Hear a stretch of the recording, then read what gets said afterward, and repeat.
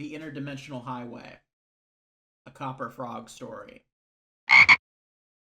The Interdimensional Highway's greatest hazard was taking the wrong exit. Refugees fleeing one dying America often migrated to another imminently slated for collapse. Their chances of finding the highway twice during an apocalypse were vanishingly thin. True, with rising temperatures and the volatile march of technology, every America was doomed, but some were more doomed than others. Another hazard, rarer than the first, but one David found no less tragic, was not picking an exit at all. Some traveled thousands of miles, consulting their maps and studying travel guides, until they eventually ran out of gas or broke down. Their vehicles would linger on the roadside until they sank into the interdimensional loam. David couldn't figure why these pilgrims ever selected a destination. Did they seek familiarity? Utopia? Perhaps the burden of choice simply overwhelmed them. Here, the traffic never stopped, and the exits counted to infinity. From the border of the Incorporated States of America to the Holy See of Manhattan, somewhere along the Interdimensional Highway waited an America for every creed. Take this exit for the I-5095 interchange. Alexei futzed with a road map whose edges were folded like accordions. Spread out, it would fill their 18-wheeler's cabin twice over. David flipped the turn signal and tapped the center console. There was something charmingly quaint about its mechanical dials and cigarette lighter. The company would save on drivers if they installed GPS in these things. GP what? Alexei grumbled as he struggled folding the map to fit in the glove box. Satellite navigation. They tell you where to go. Ha! Tell you where to go! Alexei dialed up his accent, as if he were doing an impression of an American doing an impression of him. An Ouroboros of ethnic stereotypes. In Soviet America, car drives you. David cast him a quizzical glance. Come on, Yakov Smirnov? Suppose you wouldn't know him. He told jokes about Soviet Russia. Russian communism still sounds so odd to me. I've read some Trotsky, sure, but this Stalin fellow doesn't sound much like a communist. Alexei laughed. That's what every communist says. No one wanted to take responsibility for the horror show of our Eastern Europe. They built walls across cities and let millions of their own people starve, all because they were too proud to admit their ideas didn't work. They worked well enough for us, David said meekly. Until they didn't. An eerie hush fell across the cabin. Perhaps the company always assigned 2 drivers to every truck to keep madness at bay.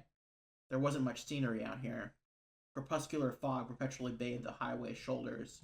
Occasionally you might catch glimpses of vaguely familiar skylines in silhouette. The World Trade Center's triplet towers or Las Vegas's replica of the Colossus of Rhodes.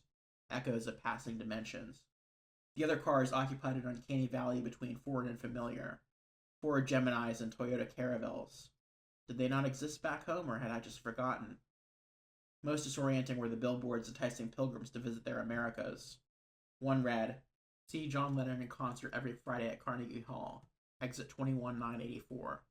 Did they shoot him in your America? David asked. They shoot them in most Americas, Alexei said. Maybe that one too. If you're John Lennon, you can immigrate to any America you want.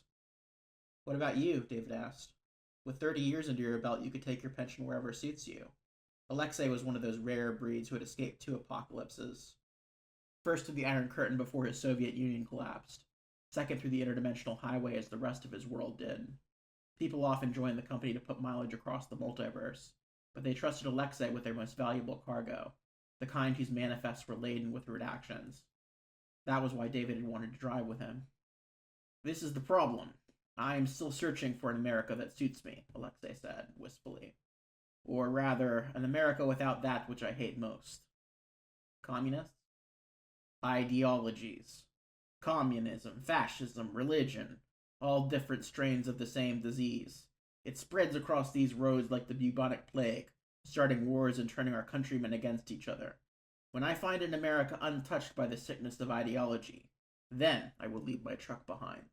David gave a soft smile. Some might argue America itself is an ideology. Bullshit. You communists pull everything into your political dialectics. Plenty of America isn't ideological. Baseball, apple pie, even John Lennon. John Lennon was absolutely ideological, David said. He was also from Liverpool. It's where you die that matters, not where you're born. Don't you remember the words of that song? Nothing to kill or die for, and no religion too.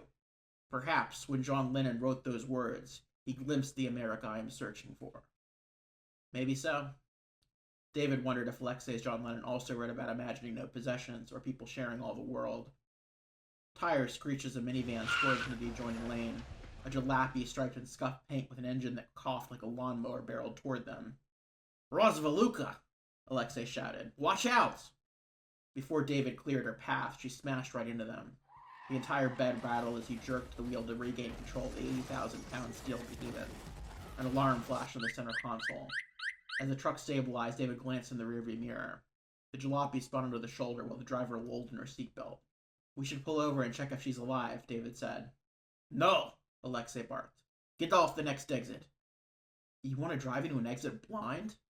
We need to check the cargo. If it's damaged, we'll have shit show. Alexei lowered his head and muttered solemnly under his breath. David wondered who a man without ideology would pray to out here. The multiverse's architect? Interdimensional Eisenhower? No billboards heralded the next exit, not even road signs showing available food or lodgings. As the highway's liminal fog subsided, the road entered a 30-foot-high wall of concrete and barbed wire. They really want to keep people out, David said. Or keep them in. Alexei pulled 2 hazmat suits from an overhead compartment and tossed one to David. Put that on. Just what cargo are we carrying? Alexei said nothing and left the truck. David followed him into the trailer, opened with a fingerprint scanner and a passcode. Inside rested an oblong steel tube plastered with radiation symbols. It's intact. David stepped off the trailer and removed his helmet. A gate opened to an underground tunnel beneath the concrete wall. Armored vans emerged and drove toward them. Let's get back on the road. Alexei furrowed his brow at David. What are you doing? Put your helmet back on. I'm sorry, Alexei, David whispered. I won't be doing that. Alexei's eyes barely had time to widen before the bullet entered his chest, shot from atop the fortified exit's wall. If he registered his colleague's betrayal, it would have been his final thought. The armored vans pulled beside the truck. Soldiers exited with M16 rifles, their gray camouflage sporting emblems of hammer, sickle, stars, and stripes. Stay back, the cargo is toxic, David said. I could not retrieve Comrade Cooper, but she performed her duties admirably. What of you, comrade? A soldier asked. Will you come with us? I'm afraid I must. The soldier frowned. Another fallen fatherland, undermined by capitalists. We'd done our share of undermining ourselves, David thought. Communism was the worst form of government, except for all the others. But this was another opportunity to build it right. What sort of device is it? A soldier asked. It was developed by fascist America after recruiting many Nazi scientists. They cowed the Japanese Empire with only 2 of them before they proliferated and destroyed their world. Now they proliferate the multiverse. This will deter further incursions into your fatherland. And what of him? The soldier pointed at Alexei. Leave him here to rot with the other capitalist pigs who tried to invade us? David shook his head. He was born in Kiev. Send him there. He claimed he was not capitalist. The soldier chuckled. Yet he smuggled their weapons. Indeed, a strange fellow. How much had Alexei known about the powers that controlled the company? Had he learned of the Cold War simmering between Americas across the multiverse? Perhaps he simply followed his orders without question. That is where you went wrong, my friend. David glanced at his fallen colleague's glassy eyes. If you don't choose an ideology to serve, one will choose you.